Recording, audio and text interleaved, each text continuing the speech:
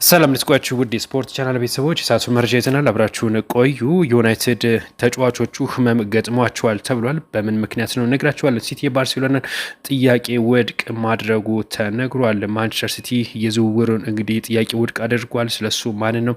ማንቸስተር ሲቲ የሮድሪን መሸጫ ዋጋ አሳውቋል። ነገር ግን ብዙዎች የተነጋገሩበት ነው በዚህ ጉዳይ። እንደዚሁም አልታይ ባንዲር ሴልታ ቪጎን ተቀላቅሏል። እነዚህም ሰፋ ለመረጃ አለን። ሳላ በገንዘብ ማሳመን አትችልም ሲል እንደዚሁ ተናግሯል። ሳላ እንግዲህ ወደ ቱርክ ማቅናቱ ይታወቃል። ስለሱም መረጃ አለን። ሊጉን ማንቸስተር ሲቲ ያሸንፋል ግምት እየተሰጠበት ነው የሚገኘው። ሌላኛው መረጃችን የሚሆነው ጉማሬሽን እየሸጥ ነው፣ ሪከርድ በሆነ ዋጋ ነው ኒውካስትሎች ይፋ አድርገዋል። እንደዚሁም ለሲቲ ያለ ሮድሪ ሊጉን ማሸነፍ ከባድ ነው ተብሏል። እሱ ምክንያት ሰፋ ለመረጃ አለን። ሊጉን አርሰናል ሊያሸንፍ ይችላል። የተለያዩ ሊቨርፑል ተጫዋች ለማስፈረም አቅዷል። እነዚህና በርካታ ጉዳዮች እናነሳለን። ኢትዮጵያም የመጀመሪያ ወርቅ አሳክታለች። እነዚህና በርካታ ጉዳዮችን የምናነሳበት የሰዓቱ ስፖርታዊ መረጃችን አሁን ይጀምራል። እናንተ ግን ተከታተሉ፣ ሰብስክራይብ አድርጋችሁ ጀምሩ። ወደ መረጃዎቹ እንሂድ።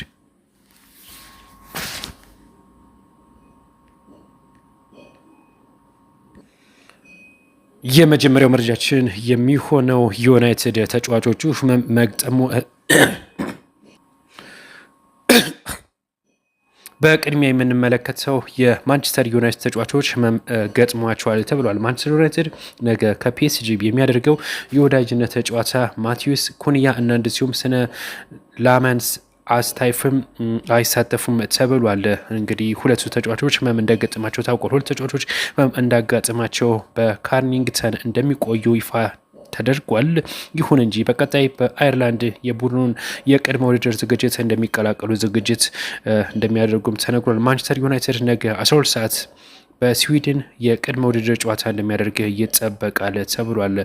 ሲቲ የባርሴሎናን ጥያቄ ውድቅ አደረገ። ማንቸስተር ሲቲ ባርሴሎናን ሮድሪን ለማስፈረም ያቀረበውን የ50 ሚሊዮን ዩሮ ውድቅ አድርጓል የተባለው የካታሎኑ ክለብ ባርሴሎና አዲስ የዝውውር ሂሳብ ለማቅረብ በመዘጋጀት ላይ እንደሚገኝ ተገልጿል። ማንቸስተር ሲቲ ለተጫዋቹ ዝውውር 80 ሚሊዮን ዩሮ እንደሚፈልግ ማሳወቁ አይዘነጋም። ሮድሪ በበኩሉ ባርሴሎና ለመቀላቀል የመረጠ ሲሆን ከክለቡ ጋርም መስማማት እንደማይቸገር ነው የተነገረው። ማንቸስተር ሲቲ እንግዲህ መሸጫ ዋጋውን ይፋ አድርጓል። 80 ሚሊዮን ብር ነው ባርሴሎና ይህን ተጫዋች ይገዛዋል። የብዙ ጥያቄ ነው። አልታይ ባይንደር ሴልታ ቪጎን ተቀላቅሏል። ይህ ተጫዋች እንግዲህ የማንቸስተር ዩናይትድ ግብ ጠባቂ አልታይ ባይንዲር ሴልታ ቪጎን መቀላቀሉ ይፋ ተደርጓል።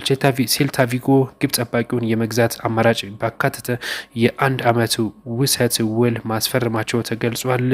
በ4 ሚሊዮን ዩሮ ጥቂት ቦነስ ገንዘብ በቋሚነት ማስፈረምም ይችላሉ ተብሏል። አሁን ግን እንግዲህ በውሰት ነው የተወሰደው። ሳላ ገንዘብ ማሳመን አትችሉም ሲሉ ግብፃዊ የቀድሞ የሊቨርፑል ተጫዋች መሐመድ ሳላ የቱርክ ክለብ ትራብ ዞን ስፖርት በይፋ መቀላቀሉ ይታወቃል። ትራብ ስፖርት ፕሬዚዳንት ኤርቱግሩል ዶጋን እንደገለጹት ከሆነ መሐመድ ሳላን ለገንዘብ ቅድሚያ አይሰጥም በማለት ተናግረዋል። እንደ መሐመድ ሳላ አይነት ተጫዋቾችን በገንዘብ ማሳመን አይቻልም ሲሉ ነው የተገለጹ። ነገር ግን መሐመድ ሳላ በአመት 17 ሚሊዮን ፓውንድ እንደሚከፈለው ይታወቃል። በአመት ማለት ነው።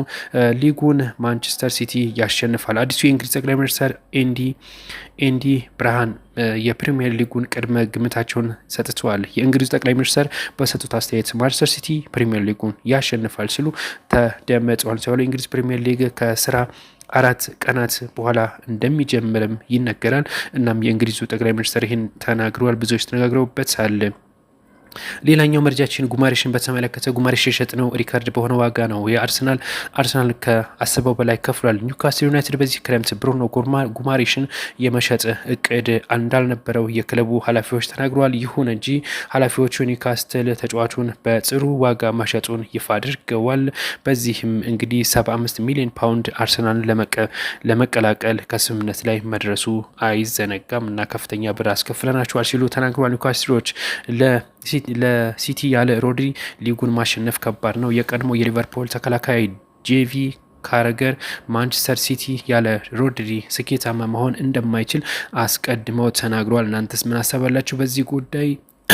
ሌላው ኢሜል ሆይበርግ ወደ ኒውካስትል ሊያቀና ይችላል። ኒውካስትል ዩናይትድ ፒየር ኤሜሊን በሆይበርግን ከማርሴ ማስፈረም እንደሚፈልግ ታውቋል። ማርሴ ተጫዋቹን ለመልቀቅም 15 ሚሊዮን ዩሮ መጠየቁም ነው የተነገረው። ሊጉ አርሰናል ሊያሸንፍ ይችላል። የቀድሞ ቼልሲ ተጫዋች ጆን ኦቢ ሚካኤል ፕሪሚየር ሊጉን አርሰናል ዳግም ሊያሸንፍ እንደሚችል ቅድመ ሀሳቡን ሰጥተዋል። ሊቨርፑል ተጫዋች ለማስፈረም ተስማምተዋል። የመርሳይዱ ክለብ ሊቨርፑል የባርሴሎናውን ተከላካይ ሮናልድ አርሆ ለማስፈረም ከስምምነት ደርሰዋል ሲባል ሊቨርፑል ከባርሴሎና ጋር ስምምነት የደረሱ ሲሆን የባርሴሎና ስፖርቲንግ ዳይሬክተር ዴኮ ፈቃድ መስጠታቸውም ተዘግቧል።